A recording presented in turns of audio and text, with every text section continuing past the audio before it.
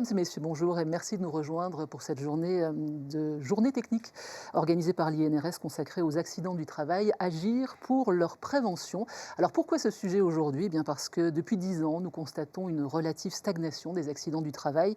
L'idée aujourd'hui est de vous expliquer comment redynamiser les approches et les stratégies de prévention avec des invités, des experts qui vont se succéder à mes côtés tout au long de la journée. C'est une journée interactive pour ceux qui sont habitués à ces journées techniques, vous le savez, vous pouvez poser vos questions sur le chat, sur votre écran, et puis elles arriveront ici devant moi sur ma tablette et je me ferai votre voix tout au long de cette journée. Alors bien sûr, vous êtes très nombreux, nous ne pourrons pas répondre en direct aux questions, mais n'ayez crainte, des modérateurs qui sont situés juste au-dessus de moi répondront dans le fil de conversation tout au long de la journée à toutes les questions que vous pouvez vous poser. Alors c'est une journée qui va se diviser en 4 grandes parties. Tout d'abord ce matin, nous ferons un rappel des enjeux relatifs à la prévention des accidents du travail. Le cadre réglementaire sera évoqué également.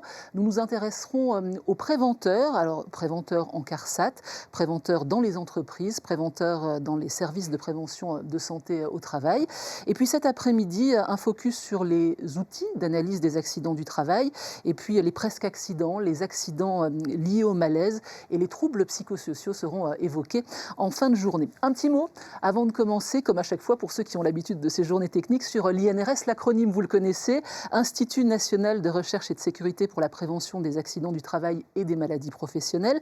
L'INRS agit au profit de 2 millions d'entreprises, cela fait 20 millions de salariés dans notre pays, ce sont ceux qui dépendent du régime général de la sécurité sociale. Alors l'Institut apporte ses compétences, son savoir-faire pour préserver la santé et la sécurité des hommes et des femmes au travail. Alors cela va de l'acquisition des connaissances qui se fait en général dans les laboratoires jusqu'à leur transfert. L'INRS, c'est l'assistance, l'information, la formation. C'est aussi des réponses aux questions que vous vous posez. Il y a près de 550 collaborateurs qui travaillent à l'INRS. Il y a 2 sites en France. Il y en a un à Paris, puis il y en a en Lorraine. On est juste à côté de Nancy, dans la ville de Vendeuvre. Ils apportent leur contribution à la prévention des accidents du travail et des maladies professionnelles dans des domaines aussi variés que la chimie, la toxicologie, l'acoustique, la ventilation linéaire. Je ne vais pas tout vous citer. L'INRS a bientôt 80 ans, on n'y est pas tout à fait, créé en 1947, si vous faites le calcul, cela fait 78 ans. C'est une association loi 1901, elle est administrée, c'est important, par un conseil paritaire constitué de représentants des organisations patronales et des organisations salariées. Son fonds est issu du Fonds national de prévention des accidents du travail et des maladies professionnelles. Voilà pour la présentation de l'INRS.